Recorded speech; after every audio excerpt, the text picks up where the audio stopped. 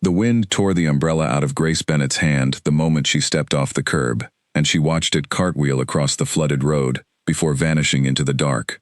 Rain hit her face like small stones. She had exactly 4 minutes to catch the last bus out of Millbrook Junction, and the sky had chosen that exact night to fall apart. She ran. Her shoes filled with water within seconds, her bag banged against her hip, and somewhere behind her, a car horn screamed as she darted across the street without looking. She didn't care. If she missed this bus, she would be stranded in a town she barely knew, 3 hours from home, with a phone at 11% battery, and no one to call who wouldn't ask questions she didn't want to answer. She reached the small half-lit station, just as the announcement board flickered and changed. The 9:40 service to Ashford Bridge, cancelled. Weather conditions. No further departures tonight. Grace stood there, dripping, staring at the board, as if it might change its mind if she looked hard enough. It didn't. The station attendant, an older man in a yellow raincoat, was already pulling down the shutters on the ticket window, in a hurry to get home before the storm got worse. "Excuse me," Grace said, her voice cracking slightly. "Is there really nothing else tonight? Anything at all?" The man barely looked at her.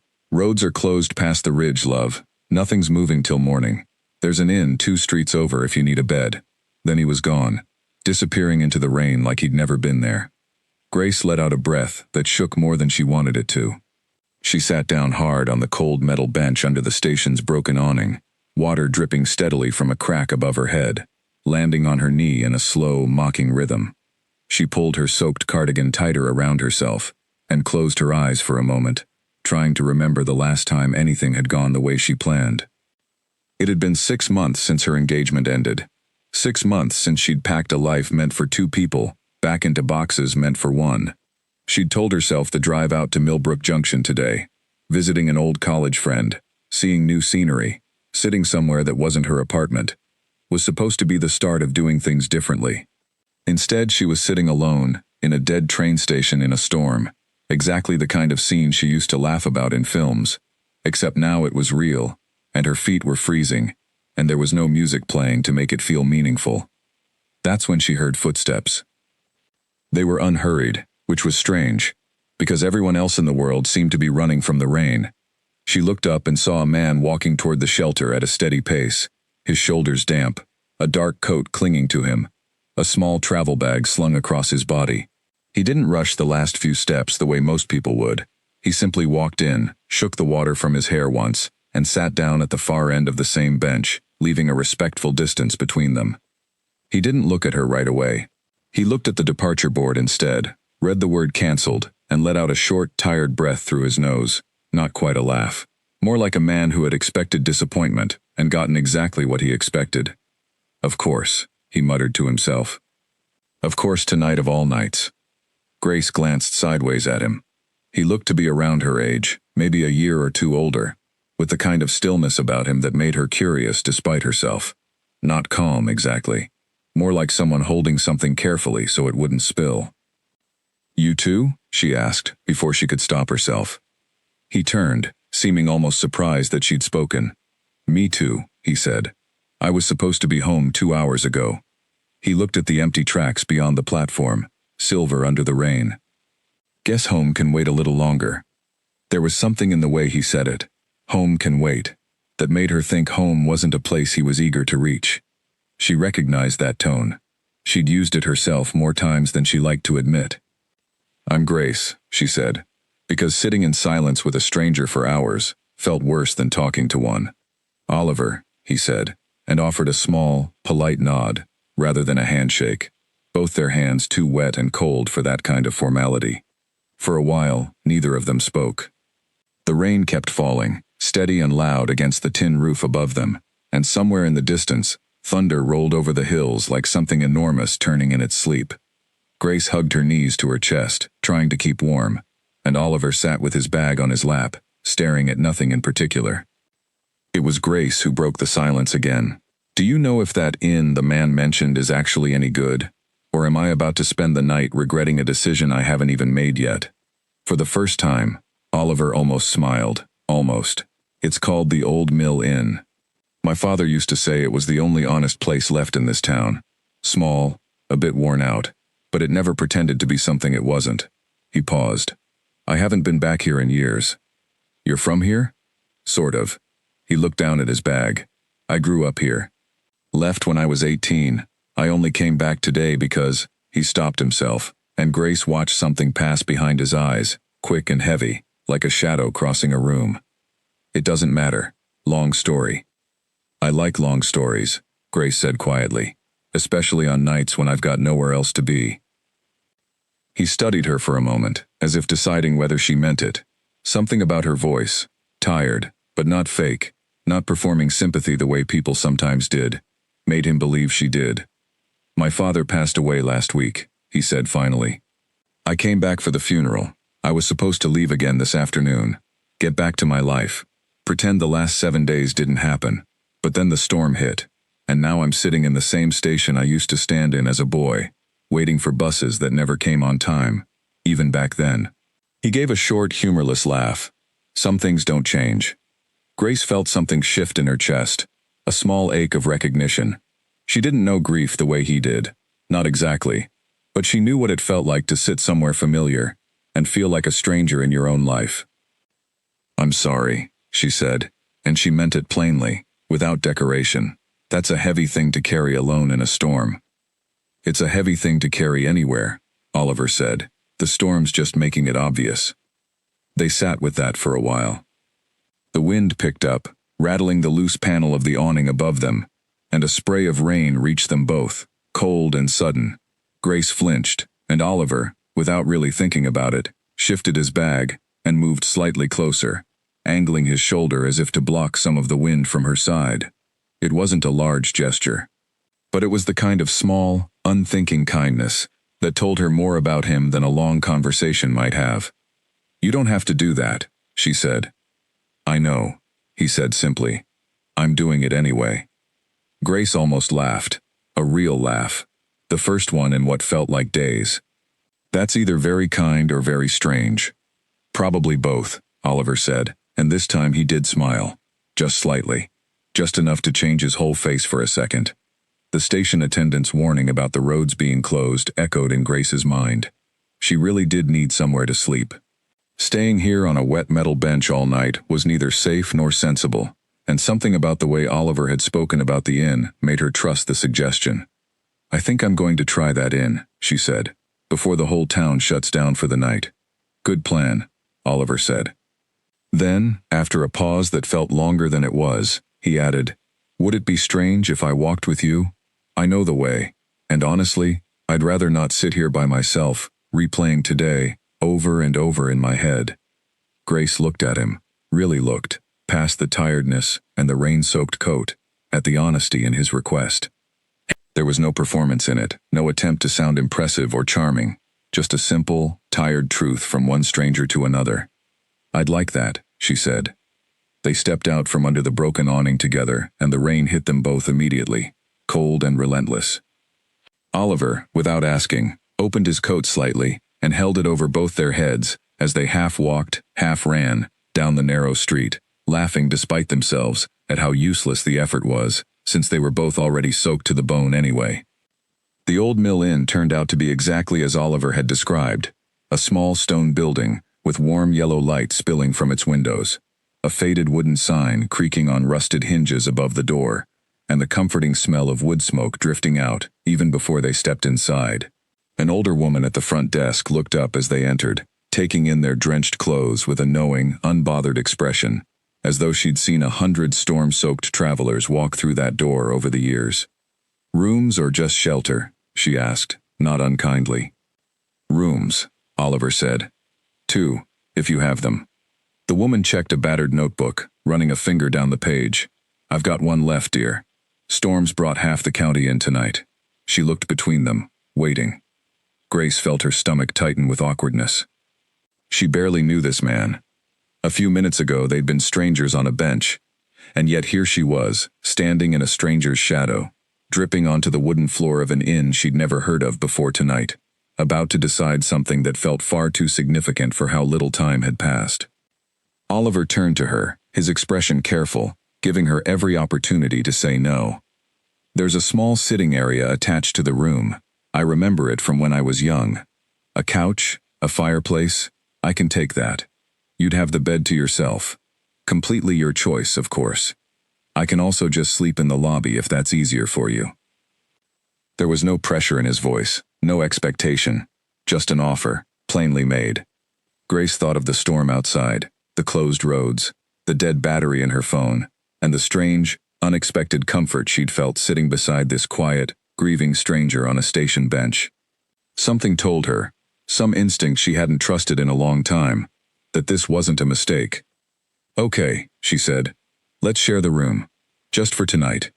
The innkeeper handed over a single brass key, and they climbed the narrow staircase together, their wet footprints marking the old wooden steps behind them. The room, when they entered it, was small but warm, with a stone fireplace already lit and crackling, throwing soft orange light across the walls. A single bed sat near the window, and just as Oliver had promised, a worn but sturdy couch waited in the small sitting nook beside the fire. Grace sat down near the fireplace, letting the heat begin to work through her damp clothes, while Oliver disappeared briefly and returned with 2 cups of tea from the innkeeper downstairs, steam curling up from them in the firelight. "Careful," he said, handing one to her. "It's stronger than it looks. My father used to say, this place made tea that could wake the dead." He paused, hearing his own words, and something flickered across his face, grief catching him off guard again, the way it does when you least expect it. Grace didn't rush to fill the silence this time. She simply waited, letting him have the moment, the way she wished someone had given her the same space in the weeks after her own engagement ended. "Tell me about him," she said gently, once he seemed steadier. "Your father, if you want to." And so, with the storm still raging outside and the fire crackling between them, Oliver began to talk, about a man who had taught him to fix bicycles before he could properly ride one, who had never once raised his voice, even when Oliver deserved it, who had spent his final years running a small hardware shop in this very town, and greeting every customer by name. He talked about guilt, about not visiting often enough, about the distance that had grown between them, without either of them meaning for it to. Grace listened without interrupting, without offering empty comfort, simply present in a way that felt rare and important. And when he finally paused, spent from the weight of speaking it all aloud, she offered her own story in return. Not the whole of it, not yet, but enough. The canceled wedding, the apartment that still had 2 names on the lease. The strange, hollow feeling of being back on her own after building a life meant to be shared. They talked for hours, the fire slowly burning lower, the storm outside slowly losing its fury. They talked about small things too, favorite books, terrible childhood haircuts, the strange peace of empty train stations, until the conversation wandered easily between everything and nothing, the way it only can, between 2 people who have decided, without quite realizing it, to stop protecting themselves from each other. It was well past midnight when the conversation finally slowed, both of them heavy-eyed from the day's exhaustion and the warmth of the fire. Grace rose to move toward the bed, and Oliver stood as well, gathering a spare blanket for the couch. But at the doorway between the 2 small spaces, he paused. Grace turned to look at him, and for a moment neither of them said anything. There was nothing improper in the air between them, nothing rushed or reckless, only the strange, quiet honesty that sometimes exists between 2 people who have shared their grief and their history within the space of a single storm. "Grace," Oliver said, his voice low, almost hesitant, as though the words cost him something to say. "I know this is strange. I know we only met a few hours ago, but I haven't talked like this to anyone in years, not even people who've known me my whole life." He hesitated, then met her eyes directly. "Would you stay beside me, just tonight? Not like that. Just here, by the fire. I don't want to be alone with all of this. Not tonight." Grace felt something in her chest loosen, some tightly held part of herself that had been braced for disappointment ever since her engagement fell apart. She looked at this quiet, grieving stranger who had shielded her from rain with his coat and let her carry the weight of her own sadness alongside his, without demanding anything in return. "Okay," she said softly, "just tonight."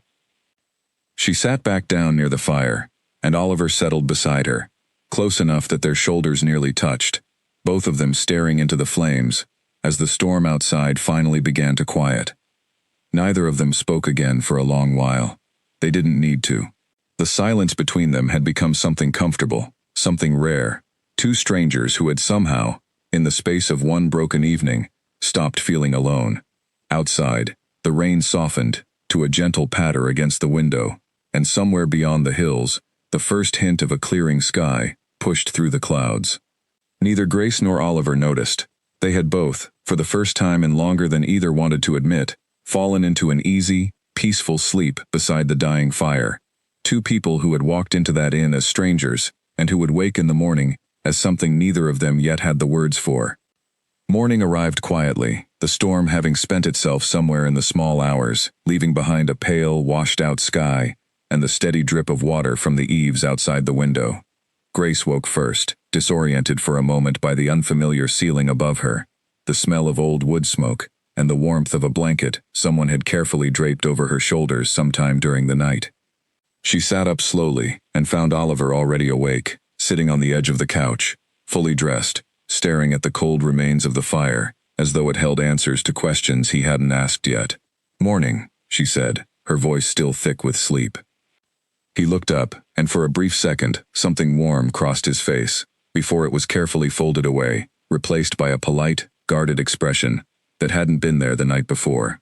"Morning. Sleep all right?" "Better than I expected," Grace admitted. And it was true. She hadn't slept that soundly in months. But something in the air between them had changed overnight. Some invisible wall, rebuilding itself brick by brick now that daylight had returned, and reality had crept back in with it. They ate a quiet breakfast downstairs, the innkeeper bustling around them with plates of eggs and toast, chatting about the storm damage in the village, as though it were the most interesting thing to happen in years.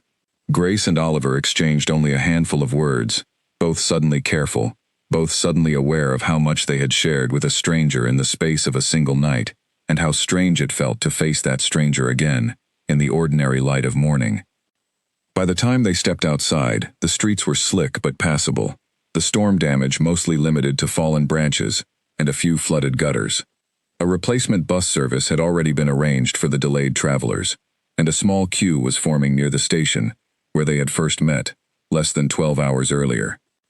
"I should get back," Grace said, glancing toward the gathering crowd. "My friend will be wondering where I disappeared to." "Of course," Oliver said. "I've got things to sort out here too.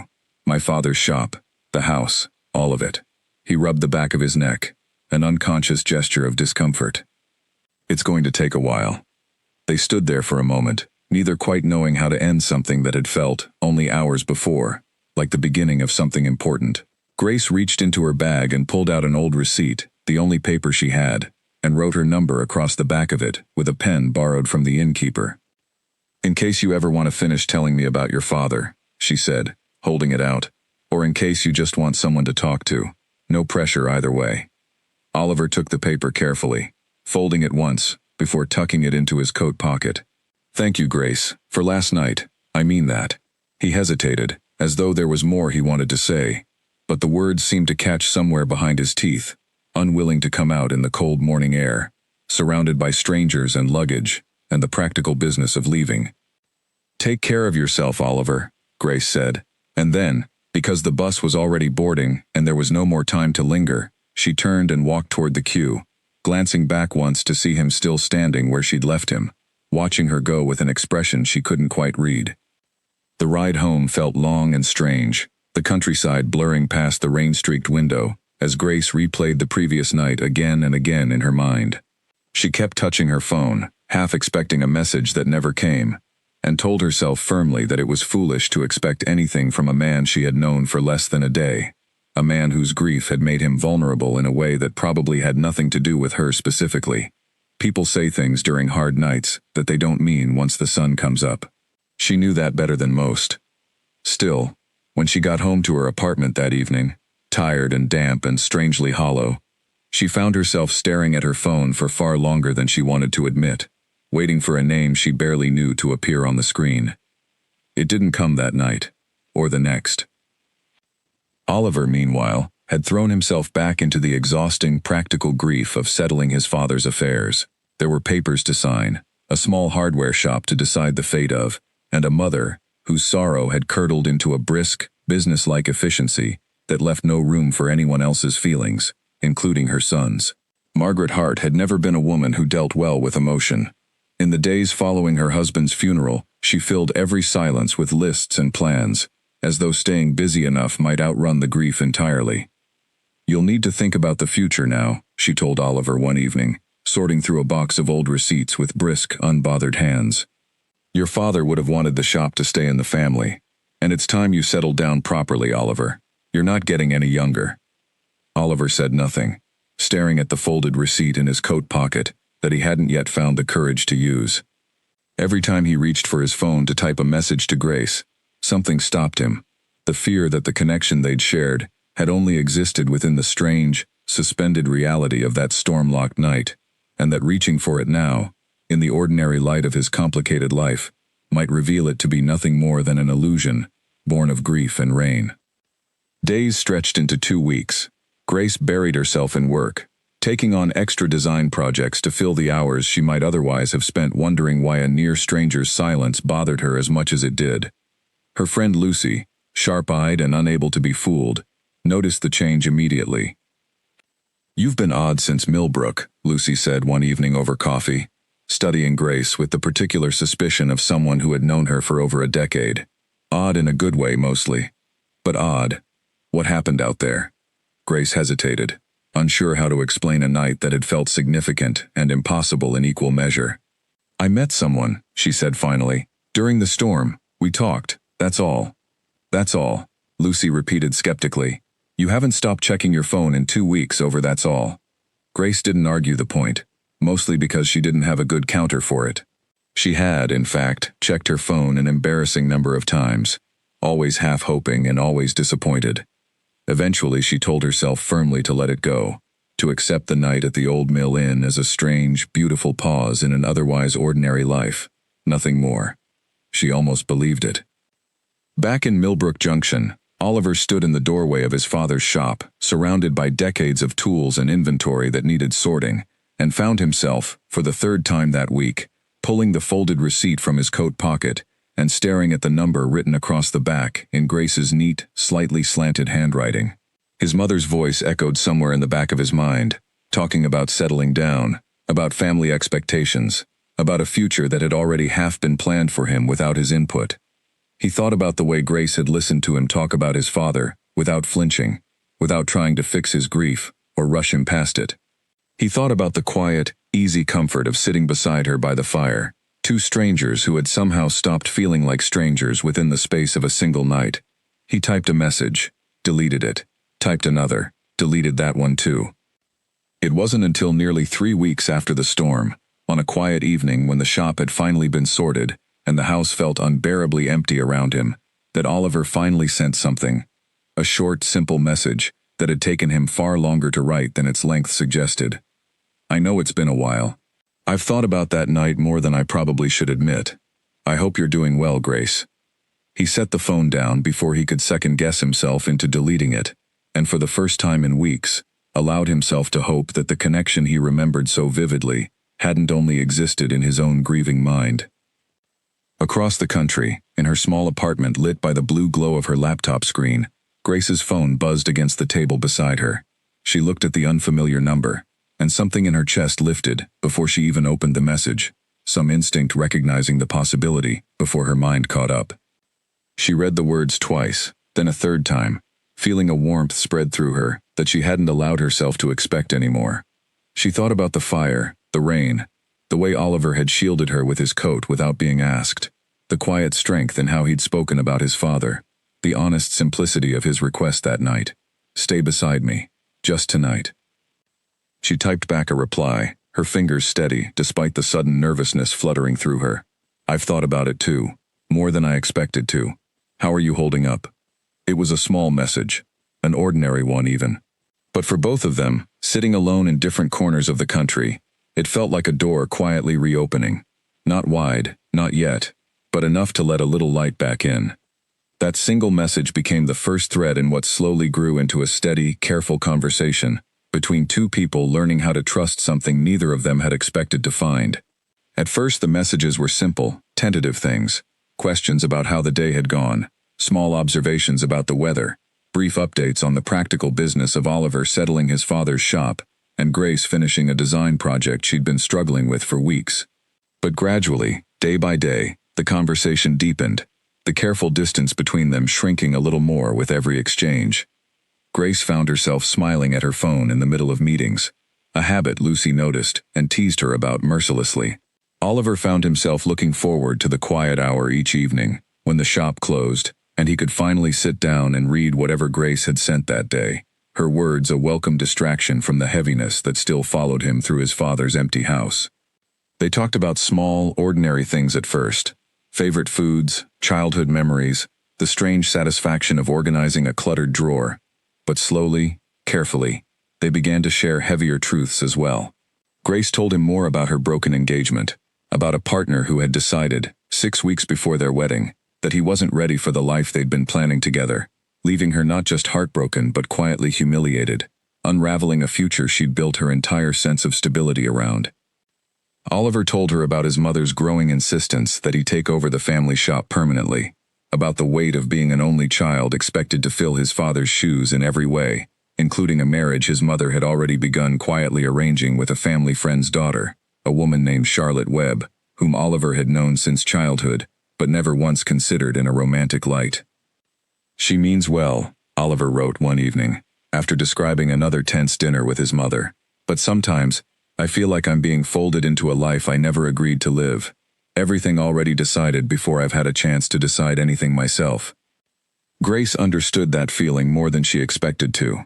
She had spent years shaping her own life around someone else's expectations, only to have the ground pulled out from under her anyway. "You're allowed to want something different," she wrote back, "even if it takes people by surprise. Even if it takes you by surprise."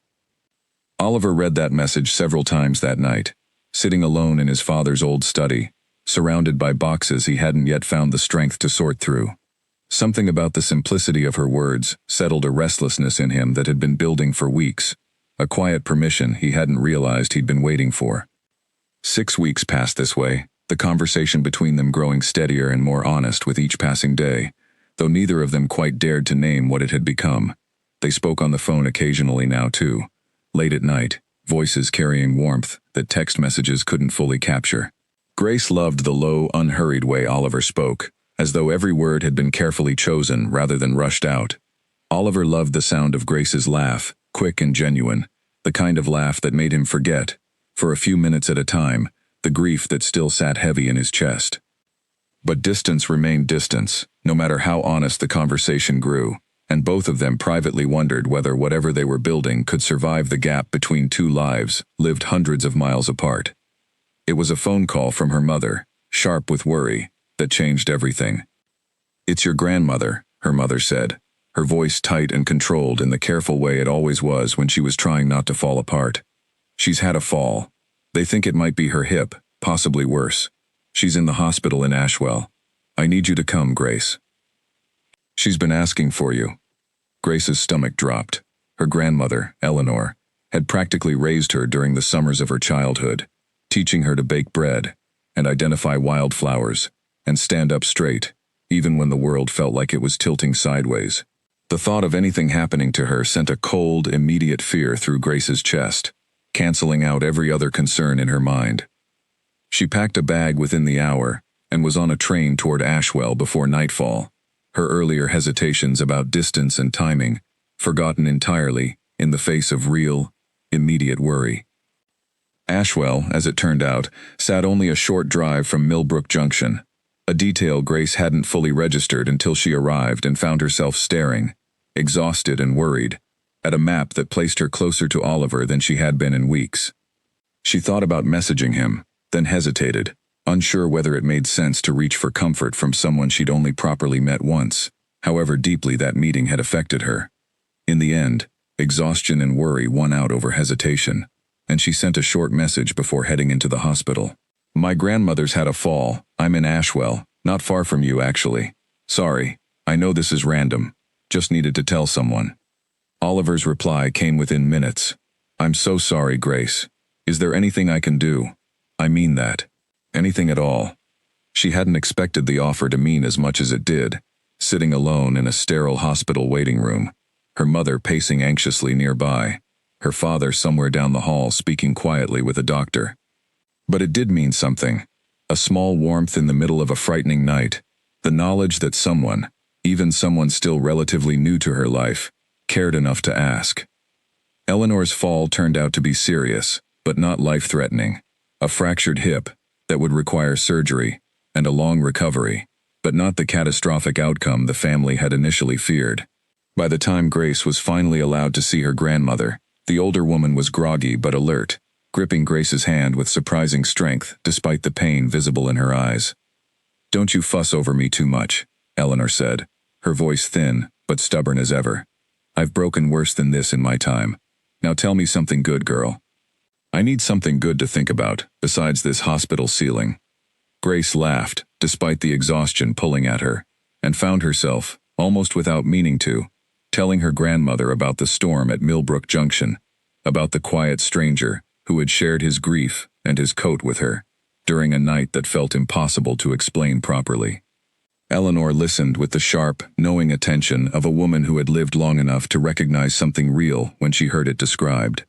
"Sounds like he found you at exactly the right moment," Eleanor said, when Grace finished. "Don't let good things slip away just because they arrived in strange packaging, Grace. The world doesn't send us many honest people. When it does, it's usually worth paying attention." Grace stayed in Ashwell for the better part of a week, splitting her time between the hospital and her parents' worried, exhausted household, helping coordinate her grandmother's care, and trying to be useful in whatever small ways she could. It was during a rare, quiet afternoon, while her grandmother slept and her parents finally took a proper break at home, that Grace found herself sitting alone in the hospital cafeteria, staring at a cup of coffee she hadn't touched, feeling the accumulated weight of the week finally catching up to her. She didn't notice him at first. It was the familiar, unhurried sound of footsteps that made her look up, the same steady pace she remembered from a Rainy Station platform weeks earlier. Oliver stood a few feet away, holding a small paper bag, and looking, for the first time since she'd met him, genuinely uncertain. "I hope this isn't strange," he said. "I was in the area for some paperwork about the shop, and you mentioned the hospital, and I thought—" He stopped, glancing down at the bag in his hands as though suddenly unsure of himself. "I brought you something. It's probably a silly gesture." Grace stared at him for a long moment, something warm and startled unfolding in her chest. "You drove here? For me?" "I was already fairly close," Oliver said, though the slight color rising in his cheeks suggested the distance had been less convenient than he was letting on. He set the paper bag on the table between them, revealing a simple sandwich, a bottle of water, and, tucked at the bottom, a small bar of chocolate.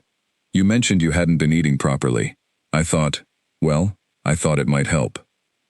Something about the plainness of the gesture, the complete lack of grandness or performance in it, undid Grace more than any elaborate act could have. She looked up at him, exhausted and grateful, and suddenly, powerfully aware of how much she had missed the steady, quiet presence he brought with him. "Sit down," she said softly. "Please." Oliver sat, and for the next hour, they talked the way they had that first night by the fire, easily, honestly, the weeks of distance between them, dissolving as though they had never been apart at all. Grace told him about her grandmother, about the fear that had gripped her during the drive to the hospital, about the strange comfort of hearing Eleanor's voice tell her not to let good things slip away. Oliver listened, and when she finished, he reached across the table and gently took her hand, the first time either of them had touched since the morning they'd said goodbye at the Millbrook station weeks earlier.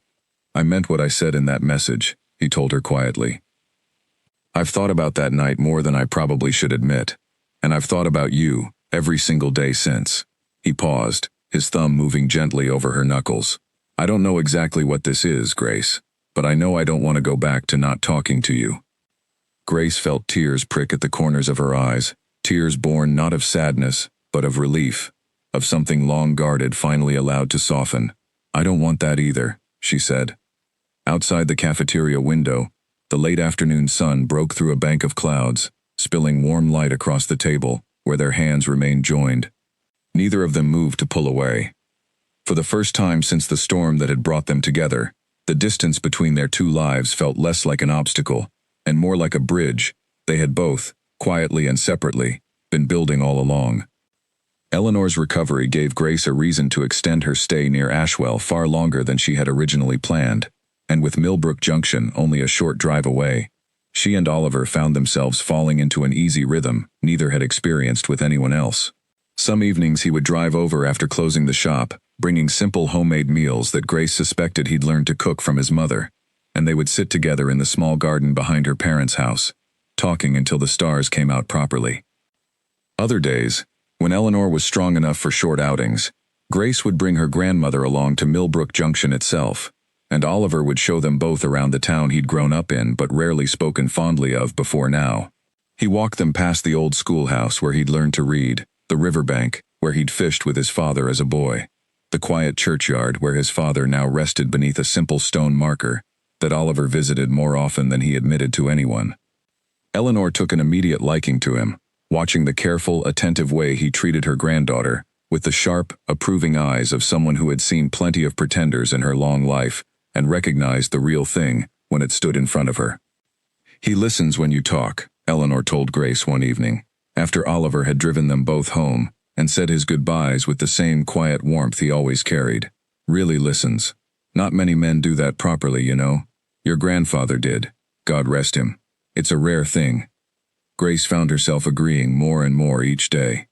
There was something steadying about Oliver's presence, a calm sturdiness that didn't demand anything from her, that simply existed alongside her, patient and honest. She found herself laughing more easily than she had in years. The careful walls she'd built after her broken engagement, slowly, gently coming down, without her quite noticing it happening. But if Grace was finding a new lightness in her life, Oliver was navigating something considerably heavier back home. His mother, Margaret, had grown increasingly insistent about the future of the family shop and, more pressingly, about Oliver's personal life. She had begun inviting Charlotte Webb and her family to dinner with unsubtle regularity, dropping comments about how well-suited the two of them were, how practical a match it would make, how proud his father would have been to see the two families formally joined. "Your father always said Charlotte would make a fine match for you," Margaret said one evening, setting the table with more force than the task strictly required. "She's steady, sensible, from a good family. It's time to think about these things properly, Oliver, not chase after distractions."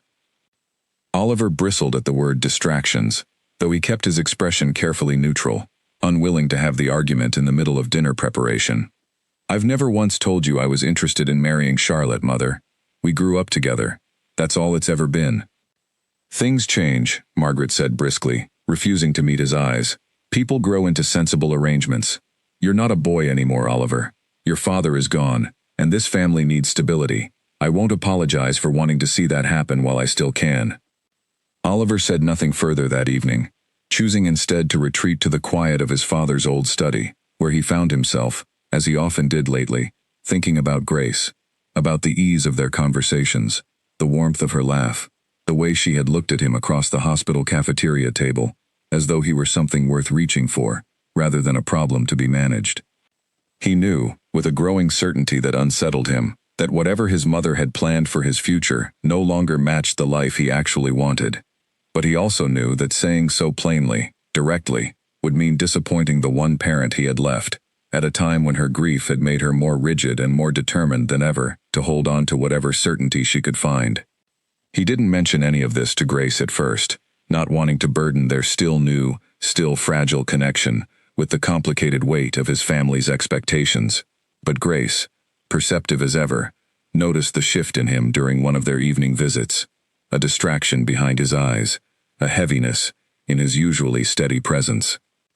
"Something's bothering you," she said gently, as they sat together on the low garden wall behind her parents' house, the evening air cool and quiet around them. "You don't have to tell me, but I'd rather you did than pretend everything's fine when it clearly isn't." Oliver was quiet for a long moment, weighing how much to say.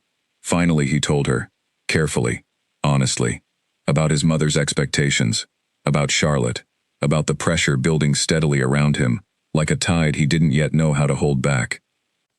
Grace listened without interrupting, and when he finished, she didn't offer easy reassurance or pretend the situation was simpler than it was. "That's a lot to carry," she said instead, especially right now, with everything else you're dealing with. I don't want to marry Charlotte, Oliver said quietly, almost to himself, as though testing the certainty of the words aloud for the first time. I never have. I don't know how to make my mother understand that, without it feeling like another loss for her, on top of everything else. Grace reached over and took his hand, the gesture familiar now, comfortable in a way it hadn't been just weeks earlier. You can't build your whole life around cushioning someone else's grief, Oliver. Not even someone you love. Eventually that only leaves you both worse off. Oliver looked at her, something in his chest loosening at the plain, unflinching honesty of her words. It was the same quality that had drawn him to her that first stormy night at the station. Her refusal to offer comfortable lies, her willingness to sit with hard truths instead of smoothing them over. I know, he said. I just don't know how to do it yet. But I will. I promise you that. Grace didn't push further, sensing that some things needed time to settle properly before they could be acted upon. Instead, she simply leaned her head against his shoulder, and they sat together in comfortable silence as the stars came out fully overhead. Two people, slowly, carefully, building something real amid the complicated pull of family, grief, and expectation. It was during this same stretch of weeks that Grace began to notice something shifting in herself as well. A quiet unraveling of the guarded caution she had carried since her broken engagement. She found herself trusting Oliver with pieces of herself she had kept carefully hidden from almost everyone since her heartbreak, admitting fears and hopes she hadn't voiced even to Lucy. I used to think love was supposed to feel dramatic, she admitted to him one evening. Big gestures, constant excitement. My last relationship was like that, at least at the beginning, and then it fell apart so quickly I barely had time to understand what happened. She paused, watching the last light fade from the sky. This feels different, quieter, but somehow more real. Oliver squeezed her hand gently. Quiet doesn't mean small, Grace. Sometimes it just means honest. By the time Eleanor's recovery had progressed enough for the family to settle back into their normal routines, and Grace's extended stay near Ashwell finally came to its natural end, something fundamental had shifted between her and Oliver.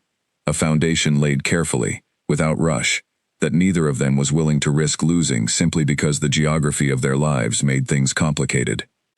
This doesn't have to end just because you're going home, Oliver said, as he helped load her bags into her car on her final morning in the area. I mean that, Grace.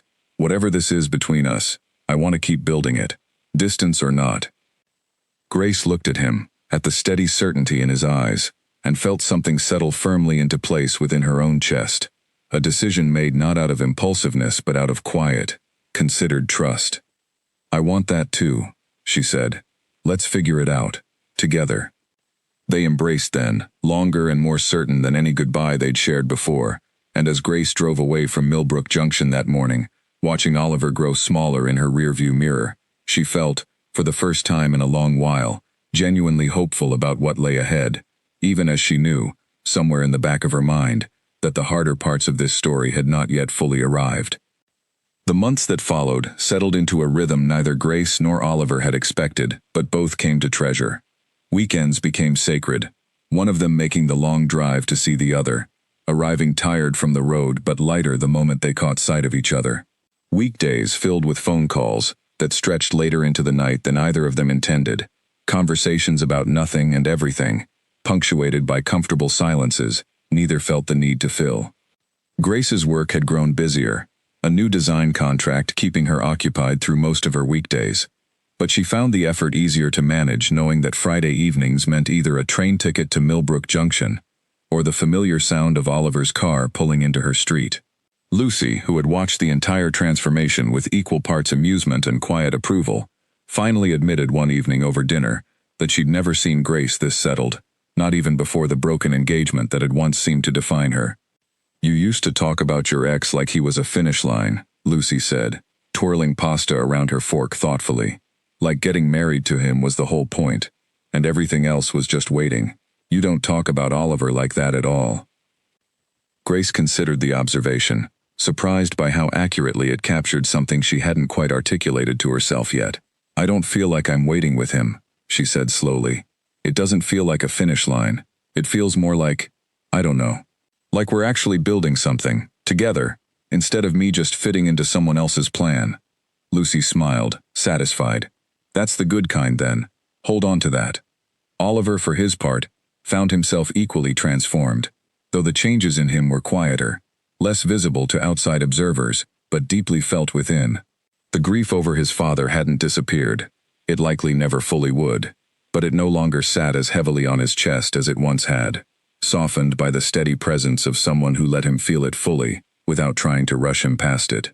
He'd also begun, slowly and deliberately, taking more ownership of the hardware shop, not out of obligation to his mother's expectations, but because he had discovered, somewhat to his own surprise, that he genuinely enjoyed the quiet, practical work of running the place his father had built, greeting the same regular customers his father once had, learning their names and their small daily needs the way his father always had. It was Grace who finally suggested, gently, that it was time for her to properly meet his mother, not as a passing acquaintance glimpsed briefly at the edge of some errand, but as someone Oliver intended to keep in his life for the long term. I think she already suspects, Oliver admitted, as they drove toward his mother's house one Sunday afternoon, Grace unusually quiet in the passenger seat beside him. She's not going to make this easy, Grace. I need you to know that going in. My mother has very particular ideas about how things are supposed to go. I'm not expecting easy, Grace said. I'm expecting honest. That's all I really want from today. Margaret Hart opened the door with a polished, practiced smile that didn't quite reach her eyes, ushering them into a sitting room that felt more like a stage set than a home. Every surface polished, every cushion perfectly arranged, as though the house itself had been prepared for inspection rather than lived in. She offered tea with brisk efficiency and asked Grace a series of careful, probing questions over the course of the visit, her tone polite but pointed, testing for weaknesses the way a buyer might examine a piece of furniture before committing to purchase it. "And what is it you do exactly?" Margaret asked, pouring tea with steady hands. "Design work," Oliver mentioned. "Is that stable? Reliable income?" "It's steady enough," Grace answered evenly, refusing to let the question rattle her. "I've built a solid client base over the last few years. I enjoy the work." "Enjoyment is nice," Margaret said, in a tone that suggested she found the concept somewhat frivolous. "Stability matters more, in my experience, especially for a family." Oliver shifted uncomfortably beside Grace, opening his mouth to intervene, but Grace placed a light, steadying hand on his knee, signaling that she could manage the exchange herself. "I understand that concern," she said calmly. "I've built stability in my own way, on my own terms."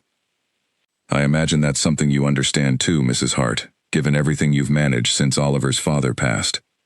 Something flickered briefly across Margaret's carefully composed face, surprise perhaps, at being met with genuine understanding, rather than defensive irritation. For a moment, the polished mask slipped just slightly, revealing the tired, grieving woman beneath the brisk efficiency. "Yes," Margaret said, more quietly than before. "It hasn't been easy. Managing everything alone." She set her teacup down with careful precision. "I only want what's best for my son. Surely you can understand that too." "I do," Grace said sincerely. "And for what it's worth, I want that for him as well." The visit didn't end in warm embraces or immediate acceptance, but something had shifted by the time Grace and Oliver said their goodbyes. A small crack of genuine understanding opened between two women who, whatever their differences, both cared deeply about the same man. Margaret still mentioned Charlotte Webb once more before they left, almost reflexively, an old habit not yet broken, but the comment carried less conviction than it once had. "That went better than I expected," Oliver said, once they were back in the car, letting out a breath he seemed to have been holding for the entire visit. "She loves you," Grace said simply. "That much is obvious. Everything else is just her trying to figure out how to let go of the plans she'd made, now that your father's gone, and everything feels less certain than it used to." Oliver reached over and took her hand, grateful beyond words for the clear-eyed compassion she seemed able to extend, even to the people who made things difficult for her. "You're better with her than I am," he admitted. "I get defensive too quickly. You meet her where she is." "It's easier when it's not your own mother," Grace said with a small, wry smile. "Ask me again in 10 years, once she's had time to properly test my patience." They both laughed, the tension of the afternoon finally releasing into something lighter, And Oliver found himself, not for the first time, marveling at how naturally Grace had folded herself into the complicated fabric of his life, meeting each difficulty not with retreat, but with a steady, patient willingness to stay. A few weeks later, it was Oliver's turn to meet Grace's parents properly, a visit that went considerably more smoothly, her father immediately taken with Oliver's quiet, practical nature, the two of them disappearing for nearly an hour to examine a leaking pipe under the kitchen sink that Oliver fixed without being asked, simply because he noticed it needed fixing. Grace's mother, still weary from the stress of Eleanor's recovery, found herself charmed by Oliver's attentiveness. The careful way he asked after Eleanor's health and remembered small details Grace had mentioned only in passing. Eleanor herself, present for the visit despite still recovering fully, watched the whole exchange with the satisfied, knowing expression of a woman who had predicted this outcome months earlier. "Told you," she said to Grace quietly, while the others were occupied elsewhere. "Didn't I tell you not to let a good thing slip away, just because it arrived wrapped strangely?" "You did," Grace admitted, smiling. "You were right." "I usually am," Eleanor said, with the particular satisfaction of the very old and the very wise. "Now go make sure that young man doesn't dismantle your father's entire kitchen, trying to impress everyone." The following months carried them further into each other's lives, weekend visits gradually stretching longer, holidays spent together rather than apart, small habits and routines forming between them that neither could quite remember existing before the other arrived. Grace began keeping a spare toothbrush at Oliver's place above the shop. Oliver learned to make the particular blend of tea Grace preferred on difficult days, storing it in a small tin he kept specifically for her visits. It was during a warm evening in early autumn, nearly a year after that first storm-locked night at the Old Mill Inn, that Margaret Hart finally, unexpectedly, invited them both to a family dinner that she described only as important over the phone, her tone carrying a briskness that gave Oliver an uneasy feeling he couldn't quite name. They arrived to find the dining table set more elaborately than usual, candles lit, extra chairs arranged as though for a larger gathering than the small, quiet meals they'd shared since Grace's first visit. Margaret greeted them at the door with an unusually bright smile, ushering them inside with an energy that felt, to Oliver at least, faintly performative. "I have some news," Margaret announced, once they were all seated, her eyes bright with an anticipation that made Oliver's stomach tighten uncomfortably. "I've spoken with the Webbs. We've set a date for a proper engagement dinner next month, Oliver. You and Charlotte. I know it's overdue, given everything that's happened this past year, but I thought it best not to delay any longer. Your father would have wanted this settled properly." The table fell into a stunned, heavy silence. Grace's hand, resting on the table beside Oliver's, went suddenly still. Oliver stared at his mother, disbelief and anger warring visibly across his face, the calm composure he usually maintained around her cracking entirely, for the first time in longer than he could remember. "Mother," he said slowly, carefully, "I never agreed to any engagement with Charlotte, not once. Not ever." Margaret's bright smile faltered, confusion flickering across her features. "But you never said otherwise, Oliver. I assumed, with everything settling down, with your life finally finding stability again, I assumed you understood this was the plan. I've already spoken with the Webbs. Arrangements have been made." Oliver felt Grace's hand tighten around his beneath the table, steady even as the ground seemed to shift beneath him, and he knew, with sudden clarity, that whatever gentle patience he'd been extending toward his mother's expectations had reached its absolute limit. The conversation he had been quietly avoiding for over a year could no longer be postponed. "Then you assumed wrong," he said, his voice quiet but unmistakably firm. "And it's time we talked about that, properly, tonight." Margaret set down her fork with careful precision, the clink of metal against porcelain unnaturally loud in the sudden silence of the dining room. "I don't understand what there is to talk about, Oliver. This has been the plan for years. Since before your father passed even. You've never once objected." "I've never once agreed either," Oliver said, his voice steady, despite the tension visibly building in his shoulders. "I let it slide, because I didn't want to fight with you, especially not so soon after losing Dad. But that doesn't mean I ever intended to marry Charlotte. It was never something I wanted, Mother. Not as a boy, and certainly not now."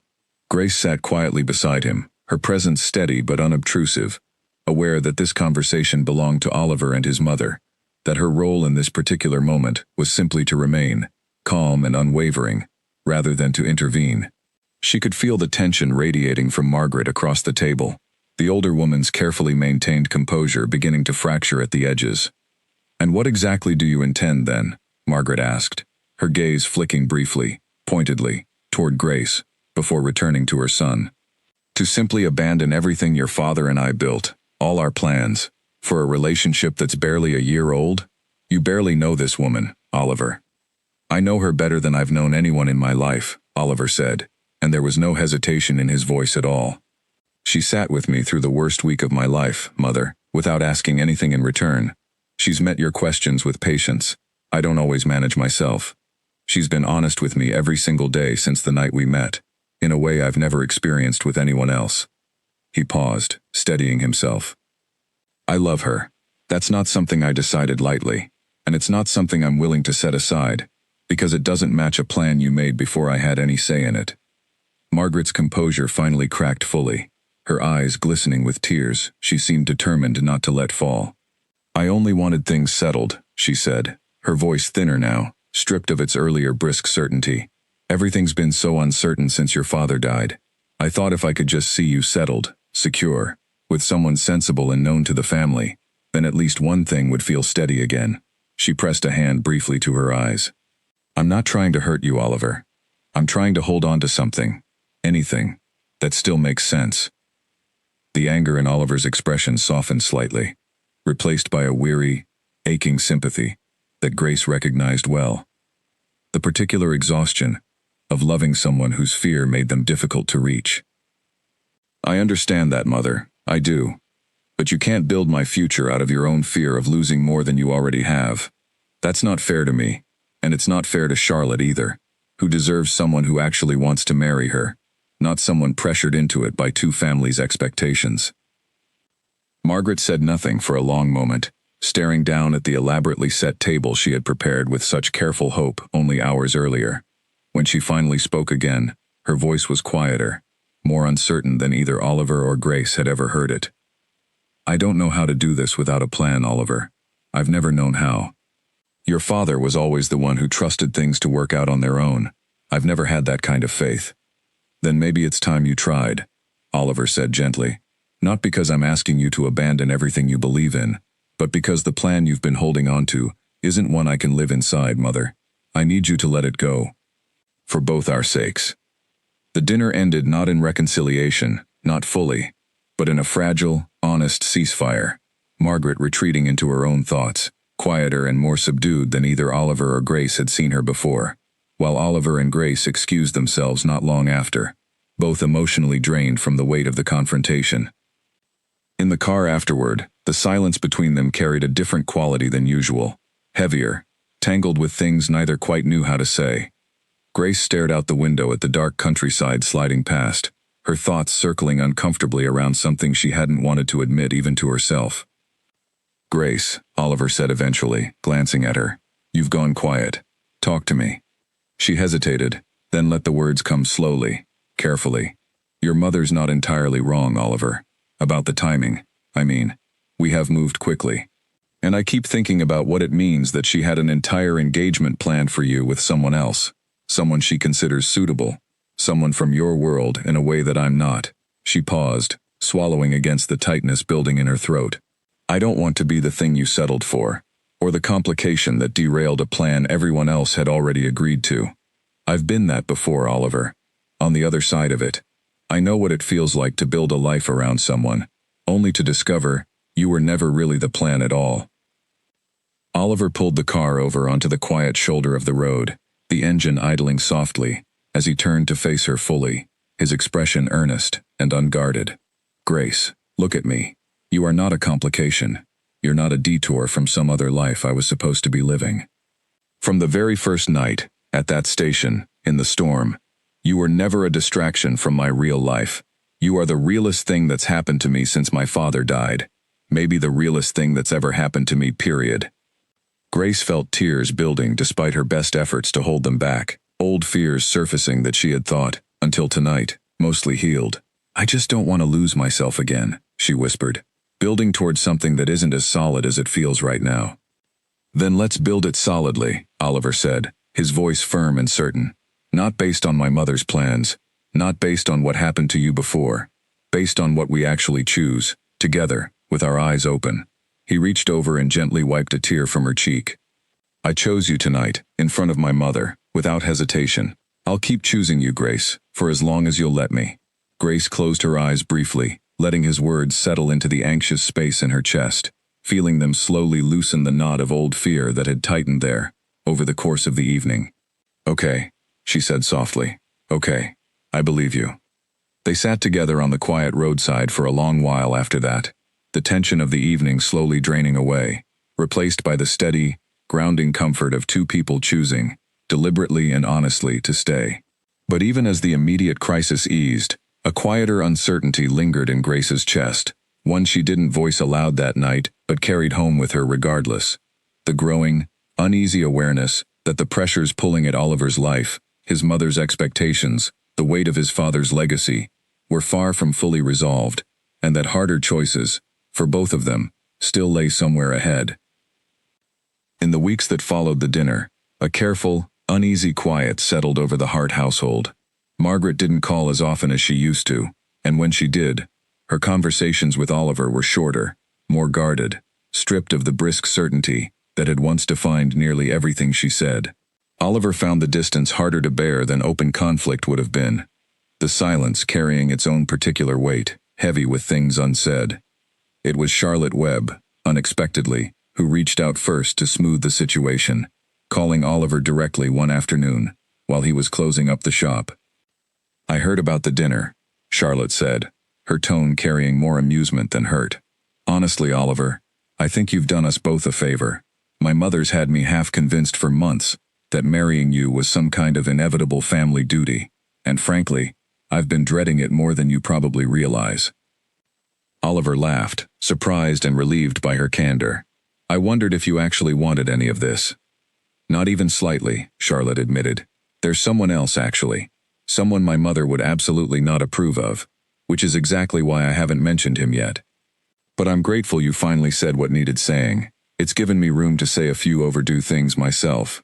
The conversation lifted a weight from Oliver's shoulders he hadn't fully realized he was carrying, the guilt of disrupting Charlotte's life alongside his own, dissolving into something closer to shared relief. But even with Charlotte's blessing removing one obstacle, Margaret's continued distance remained a persistent ache, one that followed Oliver through his days like a low, constant hum beneath everything else. Grace noticed the toll it was taking on him, the way his shoulders carried a heaviness they hadn't before, the way he sometimes grew quiet in the middle of conversations, his thoughts clearly drifting elsewhere. She tried, in her own careful way, to offer support without pushing too hard, understanding from her own experience that grief and family strain couldn't be rushed past, only walked through slowly, one difficult day at a time. But her own uncertainties, quietly present since that tense night in the car, hadn't fully faded either. A new complication arrived not long after, one that forced those uncertainties into sharper focus than she'd anticipated.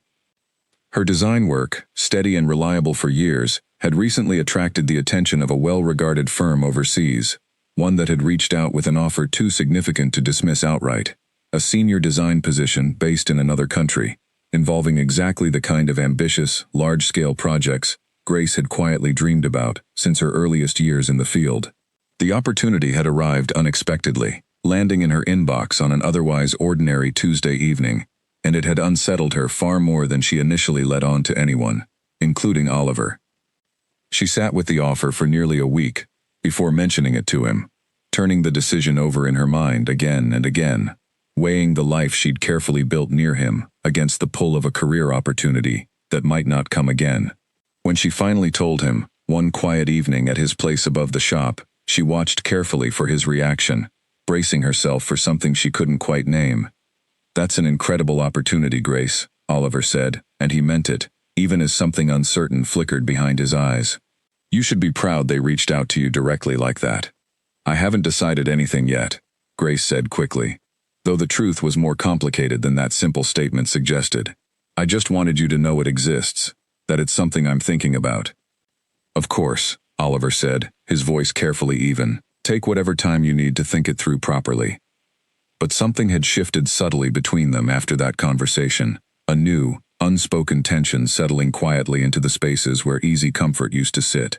Grace found herself second-guessing every word she chose around him, worried about seeming either too eager for the opportunity or too willing to set it aside, unsure which version of herself felt more honest. Meanwhile, Margaret's continued coolness toward Oliver had begun to weigh on Grace in a different way entirely.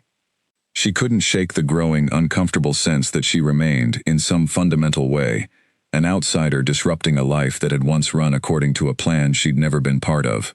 That even with Charlotte out of the picture, even with Oliver's clear devotion, she was still somehow the reason for a rift between mother and son that showed no sign of healing.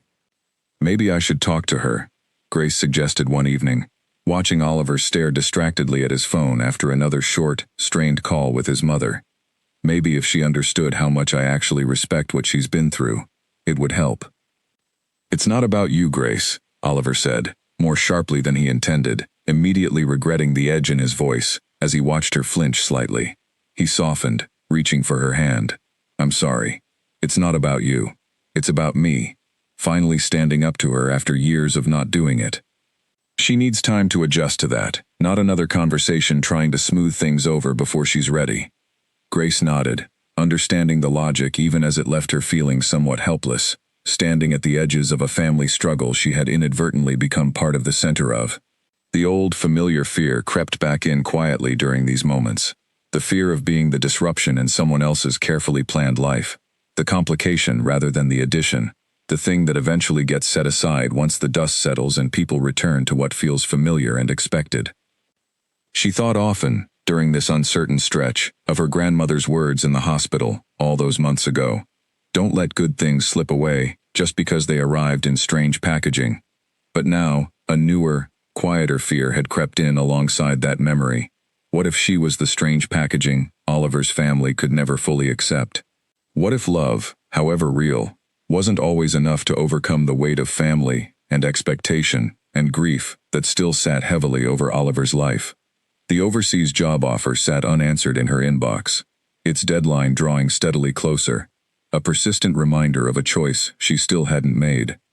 Part of her wondered whether taking the opportunity might actually simplify things, remove herself from the complicated middle of Oliver's family struggles, give him space to repair his relationship with his mother, without her presence complicating things further, and give herself the chance to build something entirely her own, unattached to anyone else's history or expectations.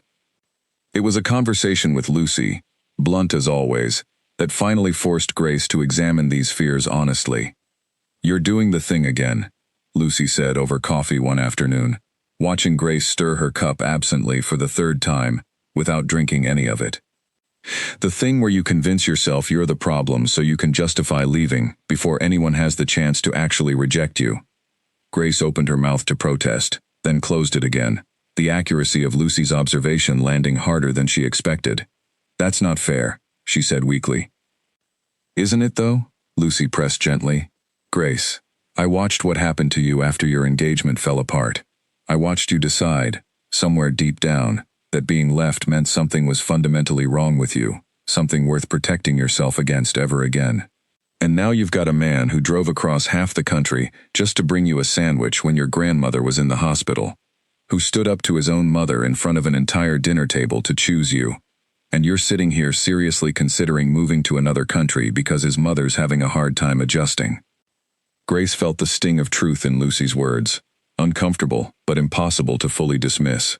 I don't want to be the reason he loses his relationship with his mother, she said quietly. That's not nothing, Lucy. No, it's not, Lucy agreed. But it's also not entirely your responsibility to fix, or your fault to begin with.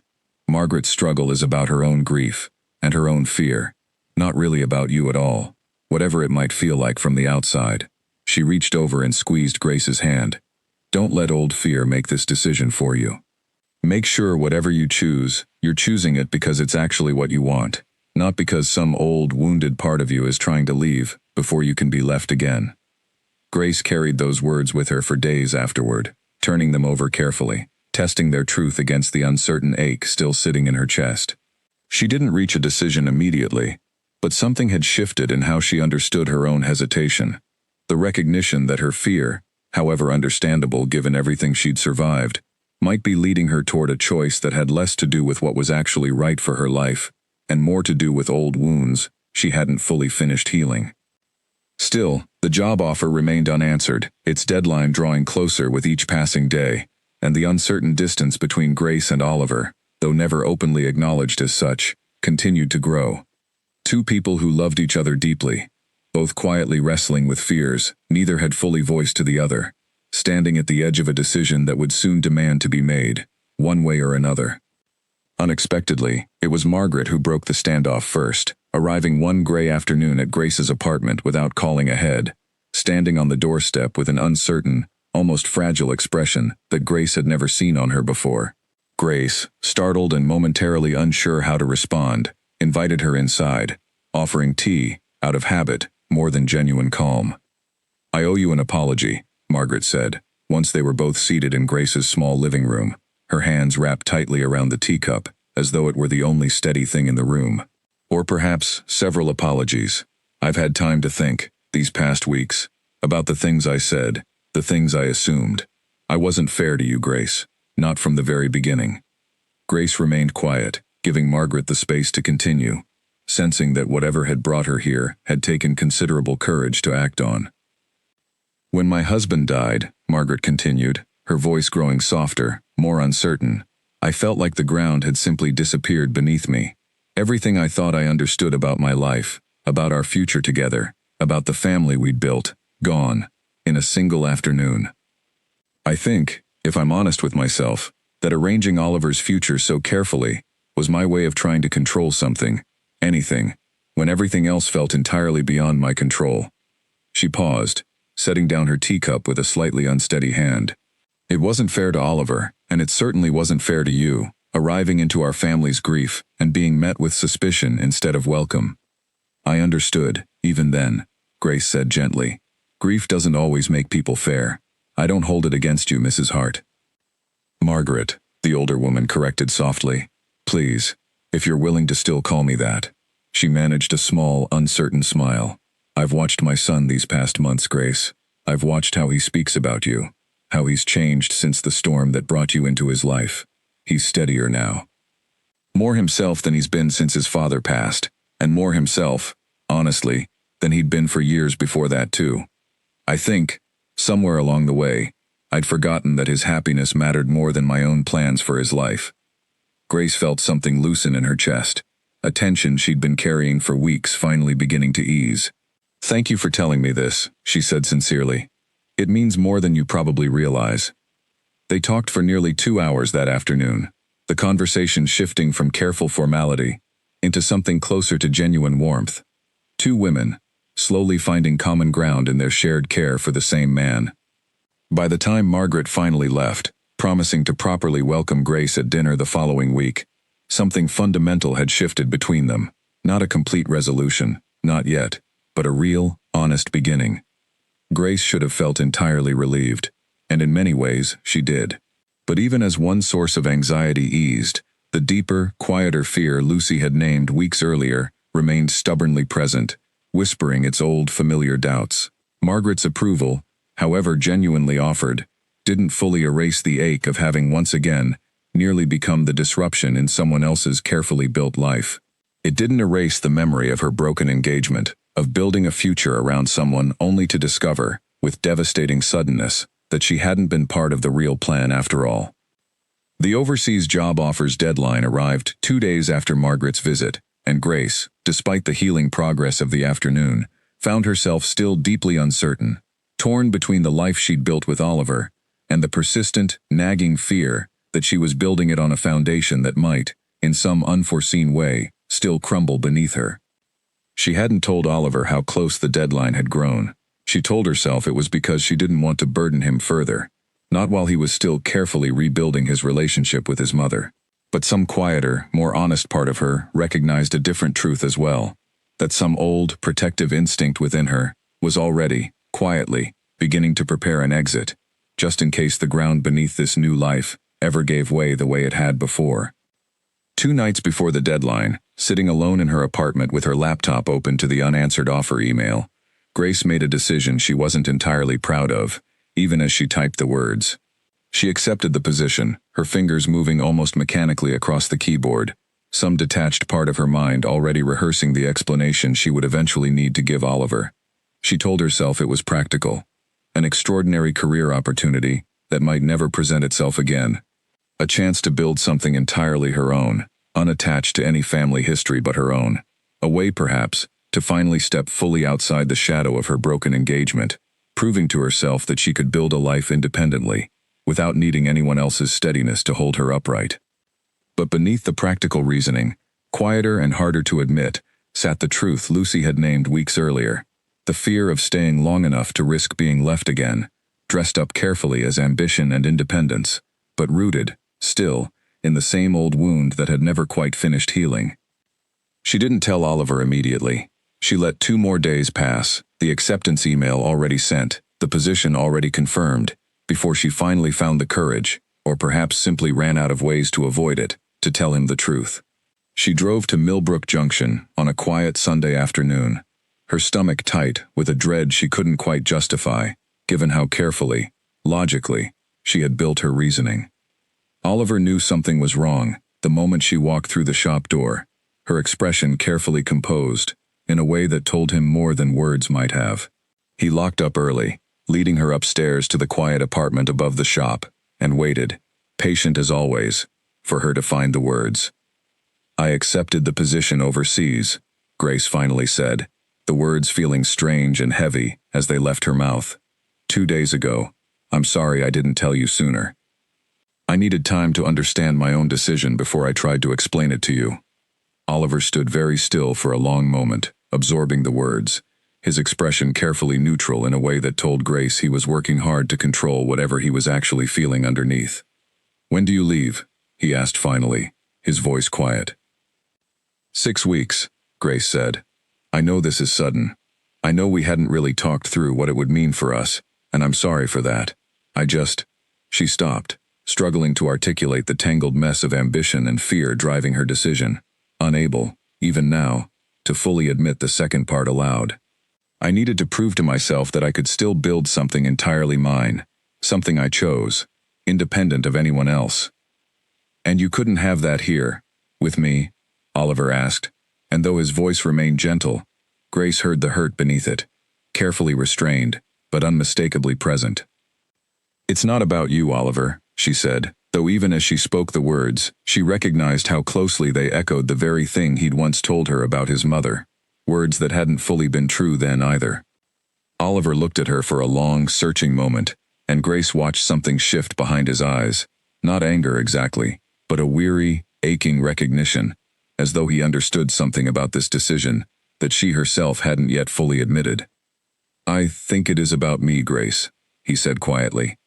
"Or at least, it's about the fear that being here, building this life with me, means you might eventually end up exactly where you were before, building a future around someone, only to have it disappear."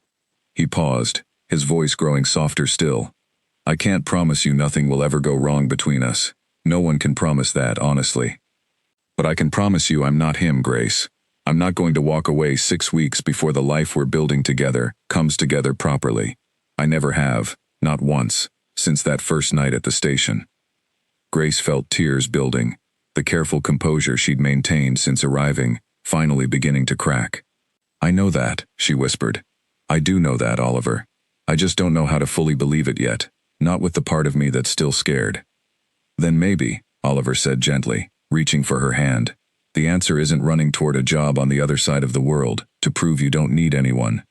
Maybe it's staying here, long enough to actually let yourself believe that some things are worth trusting, even when they're frightening." He paused. "But that has to be your choice, Grace. I won't ask you to give up an opportunity like this just because I want you to stay. I only want you to be honest with yourself about why you're really leaving." Grace sat with his words for a long, heavy silence, the truth of them settling uncomfortably into the space between fear and hope she'd been straddling for weeks. She didn't have an answer for him that evening, not one she trusted fully, and Oliver, understanding the weight of what she was wrestling with, didn't push her for one. But as she drove home that night, his words echoing steadily in her mind.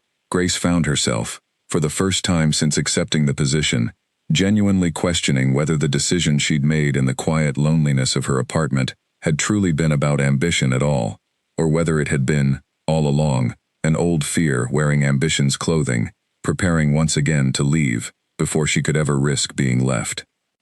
The 6 weeks that followed passed in a strange, suspended blur, Grace caught between the practical demands of preparing for an international move and a growing, persistent unease she couldn't quite shake. She gave notice on her apartment, sorted through years of accumulated belongings, arranged the countless logistical details of relocating to another country entirely, and through all of it, Oliver's words from that Sunday afternoon continued circling quietly through her mind, refusing to settle into either clear agreement or clear dismissal. She and Oliver still spoke, still saw each other on the weekends when her preparations allowed, but a careful distance had crept into their interactions, both of them treading gently around a subject too large and too uncertain to fully address. Oliver never raised the topic again directly, true to his word that the choice belonged to her alone, but Grace could feel the quiet ache beneath his careful gentleness, the way his eyes sometimes lingered on her a moment too long, as though memorizing something he feared losing.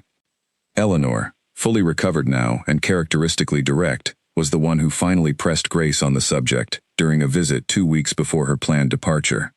"You've been different since you accepted that job," Eleanor observed, settling into her favorite armchair with the particular sharpness she reserved for conversations she considered important.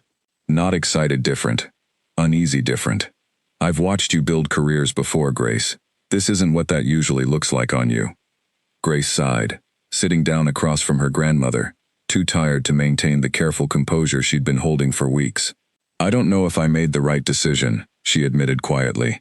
"I thought I was choosing ambition, independence, but Oliver said something that stuck with me, that maybe I was really just running, dressed up as ambition, before anyone had the chance to leave me first."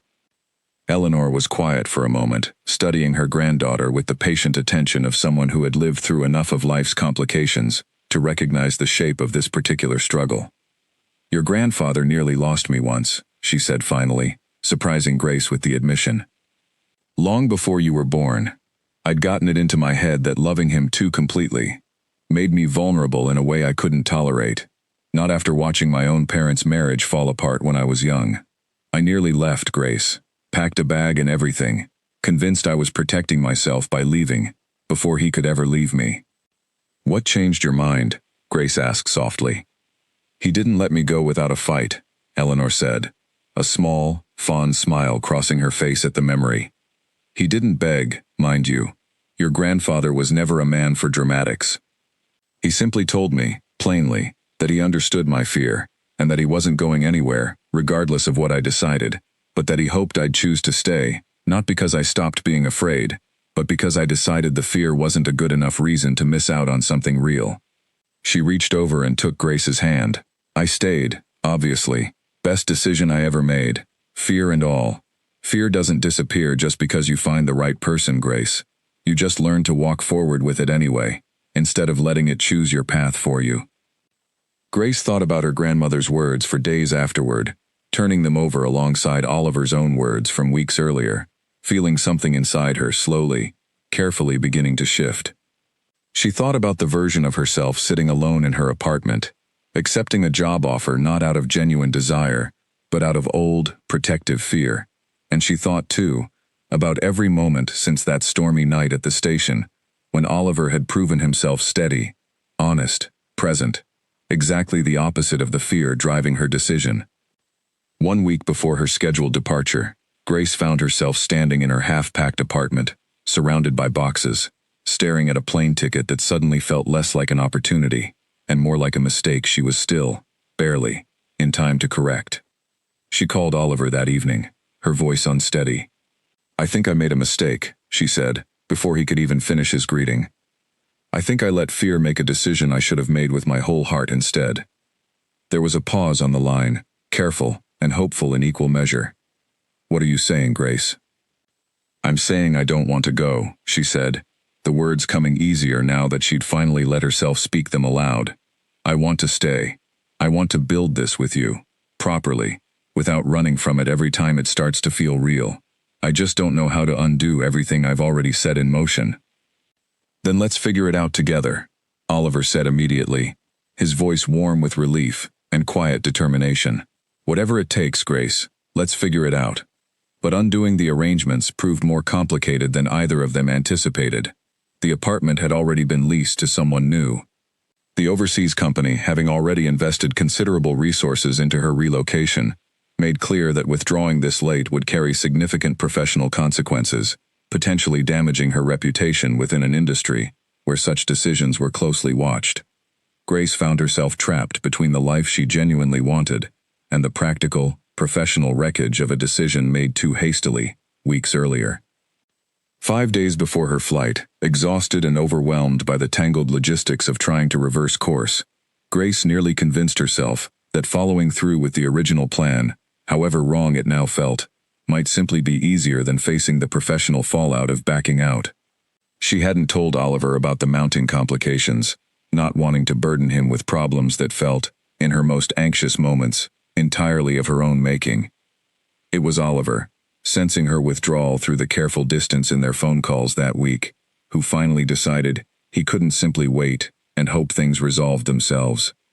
2 days before her scheduled flight, he closed the shop early, left his mother a brief note explaining where he was headed, and drove the long distance to Grace's apartment without calling ahead, arriving just as evening settled over the city. Grace opened the door to find him standing there, travel-worn and resolute, the same steady presence she remembered from that very first storm-soaked night, though the rain this time was only in her own tangled thoughts. "You didn't have to drive all this way," she said, though relief flooded through her at the sight of him. "I know," Oliver said simply, echoing words he'd once spoken to her outside that station bench.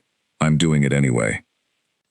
He stepped inside, taking in the half-packed boxes still scattered around her living room, and turned to face her directly, his expression open and unguarded in a way that told her he'd come with something important to say.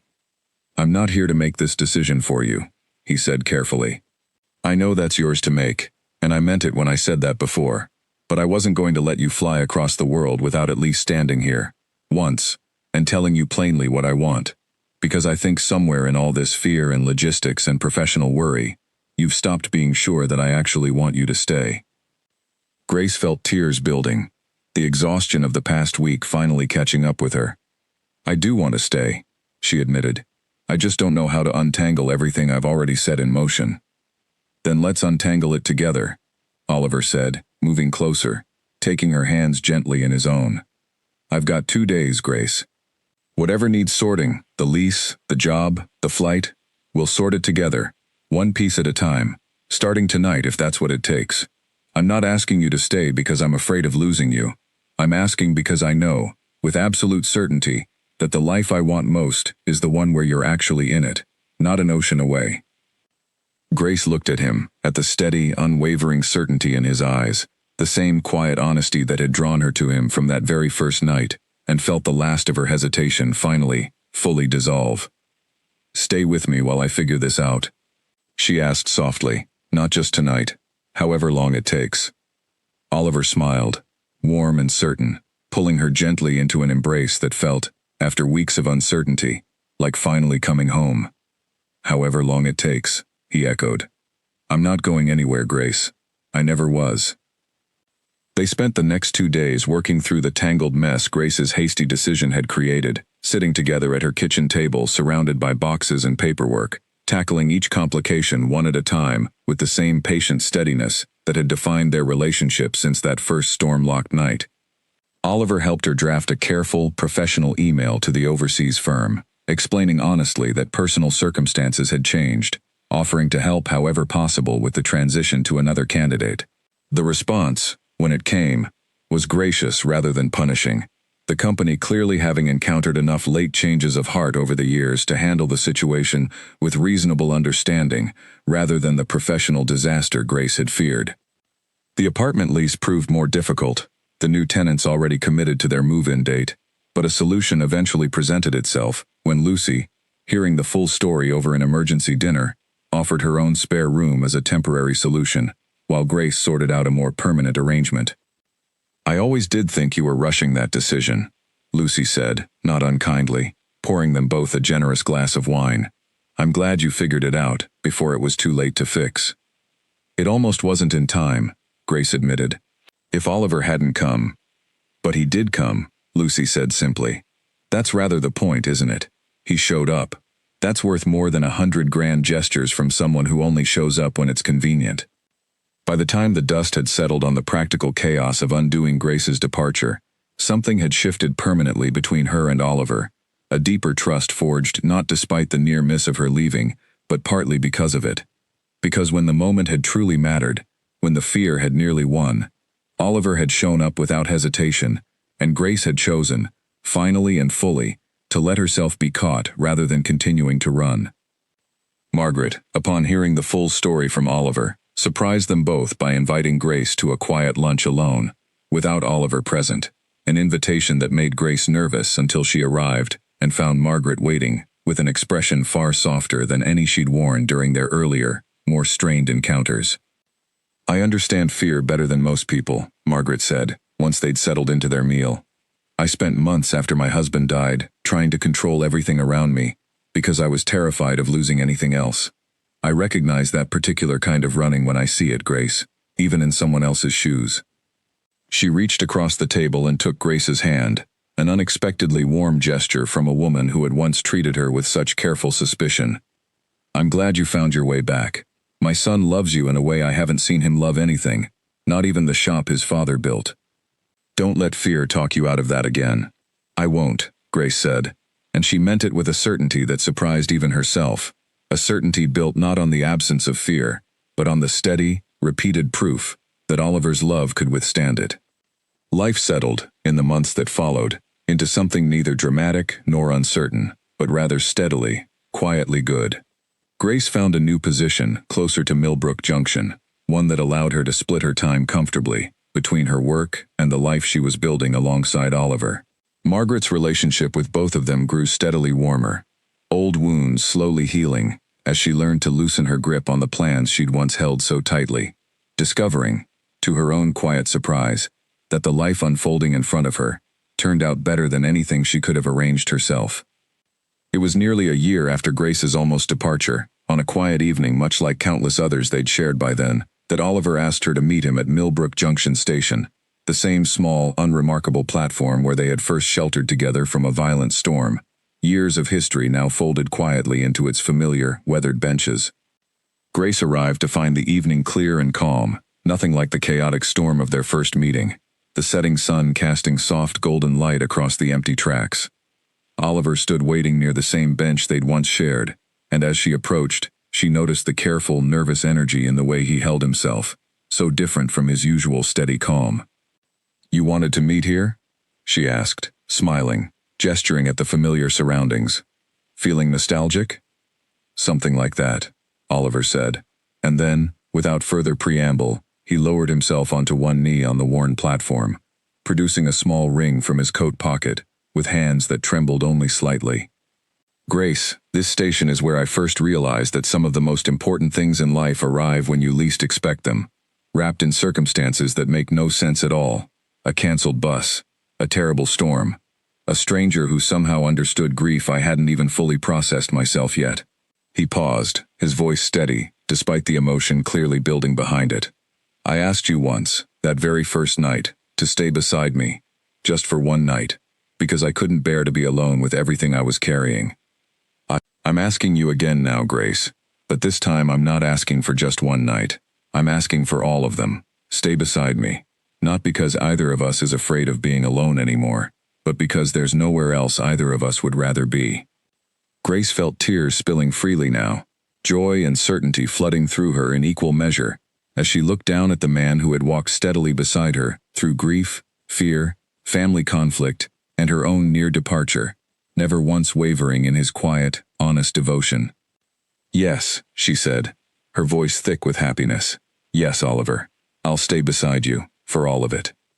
They married the following spring, in a small, warm ceremony attended by both their families. Margaret, fully reconciled now, weeping openly with joy, rather than grief, for the first time since her husband's passing. Eleanor, seated proudly in the front row, reminding anyone who would listen that she'd known this outcome was coming from the very beginning. Lucy, serving as Grace's maid of honor, raising a toast that referenced, with great amusement, the many months of anxious phone checking that had preceded this happy ending. Years passed gently after that, the life they built together deepening steadily with each season, the hardware shop thriving under Oliver's careful stewardship, Grace's design career flourishing in ways that felt authentically her own, rather than a rushed attempt to prove something to herself. They welcomed a daughter 3 years into their marriage, a bright, curious child they named Eleanor, after the grandmother whose wisdom had helped guide Grace back from the edge of her own fear, at exactly the moment it mattered most. It became a family tradition, every year on the anniversary of that first storm-locked night, to return to Millbrook Junction Station together, sitting on the same worn bench beneath the same battered awning, retelling the story of how a canceled bus and a violent storm had brought two strangers together, in a way neither of them could have planned or predicted. "Tell it again," young Eleanor would beg each year, settling herself between her parents on the familiar bench, her eyes wide with the particular delight children reserve for stories they already know by heart but never tire of hearing. And each year, Oliver would begin the same way, his arms settled comfortably around Grace's shoulders, the woman who had once been a stranger, sheltering from rain, now simply, permanently, home. "It was raining terribly that night," he would say, "and your mother's umbrella blew away, just as she reached the station." Grace would smile, leaning into the familiar warmth of his shoulder, watching their daughter's delighted face as the story unfolded once more. The same story, told 100 times over the years, yet somehow never once growing old, because at its heart, it had never really been about the storm at all. It had been about two people, each carrying their own quiet grief and fear, who had found in each other something steady enough to finally stop running from, and who had chosen, again and again, through every complication life presented, to stay.